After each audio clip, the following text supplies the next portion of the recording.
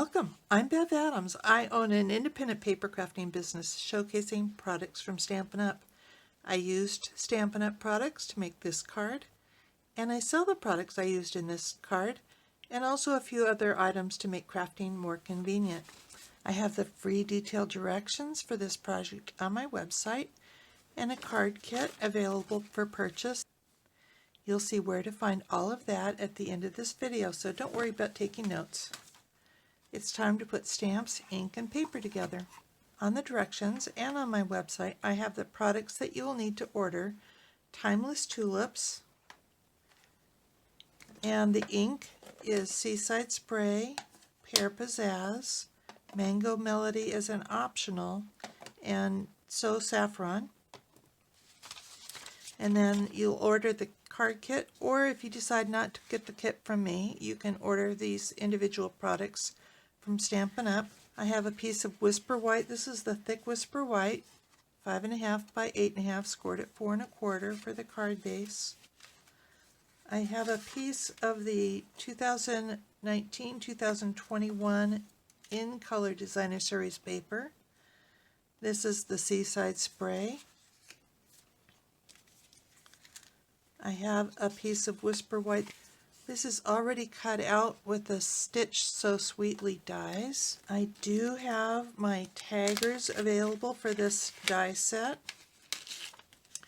And all of my taggers are cut out with the dies, and they have the name of the dies on there, the item number, and how many dies in that set.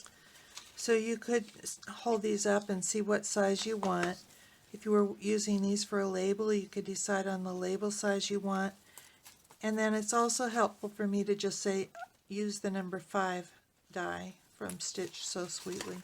So on the directions, you'll see that I said to use the number 1 die, and this is the number 7 die, so this is the one I used for this. But if you get the card kit, these are already cut out for you. I also have another piece of Whisper White. This is 2 3/4 by 4 1/4, and this is what we'll do our stamping on. I have some designer elements, a little bit of that lovely, lovely Seaside Spray metallic ribbon, and some regular and some mini Stampin' Dimensionals, and some glue dots. Thanks to a technical glitch, I get to record this video again. So I want to start out by stamping the greeting at the very top right corner. On the sample, I used Easter Blessings from Teeny Tiny Wishes. Timeless Tulips also has an Easter greeting, but it says a lot. It says Happy Easter, Happy Spring, Happy, Happy Everything. I just want to use Happy Easter. There are a couple of ways you can do that. You can just use a marker, the thick end, and just color in the words that you want. But you can also use the tape method. So I'm going to tape over anything that I do not want. So I'm going to carefully place that just under that top row and tape over the Happy Spring. And there's a little comma. Then I'm going to ink up my stamp. I've got an inky mess on the tape. I'm going to remove the tape and then just stamp Happy Easter in the very top corner. And then I want to have the stem go from the corner of this layer and onto the So Saffron layer. So I'm going to start off by inking the stem. This stamp set comes with 2 stems. I'm using the curved one, and this with the knob is at the top. And so I'm going to ink up my stamp, and I want to be sure to get my stem to go right past this corner, and then the top of it to be maybe 1 inch down and 1 inch in from the left. Then I want to place my So Saffron layer about where I want it, and if I stamped it just like this, I would have a little white border here, and you can probably fix that by stamping here and then move it down a bit.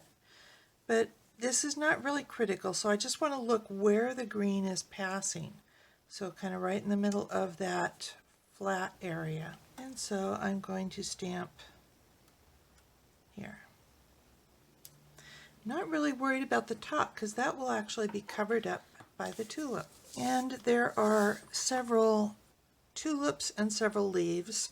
I'm using this tulip and this leaf. These are the ones that coordinate with the punch. And please notice, it's kind of hard to tell. There's a thicker and a thinner end. We want to have the thicker end toward the bottom of our paper so that that coordinates with the punch. And also, because the leaf is on this side of the punch, when I hold it upside down, I want to be sure and stamp the leaf on the right side of the cardstock. So that will make it easier to punch. Be sure and leave some space around it. Then I'm going to clean my stamp and I'm inking the leaf in So Saffron. And then I'm picking up a little bit of Mango Melody ink on my sponge dauber, and I am just inking the very tip of that petal and down the side.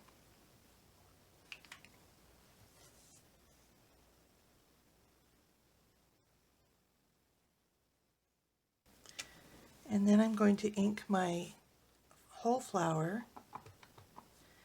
And again, I'm going to use the sponge dauber just at the very tips and the very bottom of this tulip.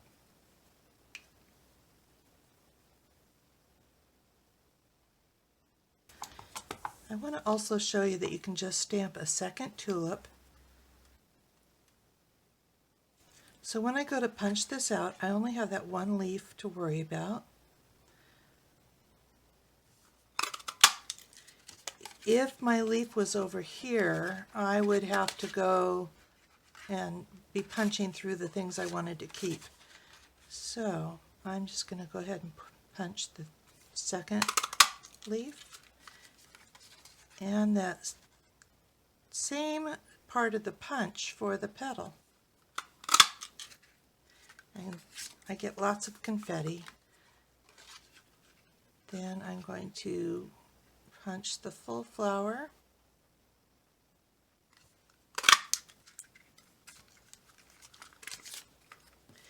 And I want to show you that if you wanted to just use this whole flower, you can punch just that one petal.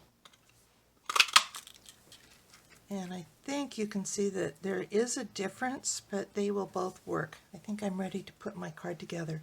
So I used a different Seaside Spray Designer Series paper from that same set. They will both be pretty, and I could use this side too if I wanted.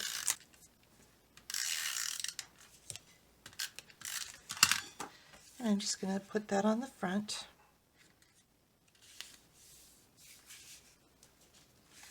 And I'm going to pop this up with dimensionals. Center that on the card front. More dimensionals on the So Saffron piece. And here's where I want to line up that stem, making sure that I'm not covering up the Happy Easter. And more dimensionals for the tulip. Now, part of this tulip's going to be on the raised, and part of this is going to be on the not as raised part. So this tilts a little bit this way, and that's okay with me.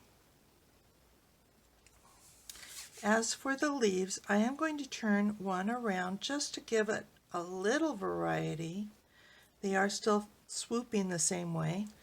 I'm also going to turn over my petal, and I'm going to put a dimensional on the top of each of these. These are the mini dimensionals. They fit better. And then adhesive of your choice down here. Whoa, that's a lot. I got way more adhesive than I want to use, so I'm just going to scrape it off with a piece of that confetti that I punched out. And then I'm going to put one leaf here. And my other leaf I'm putting right over that.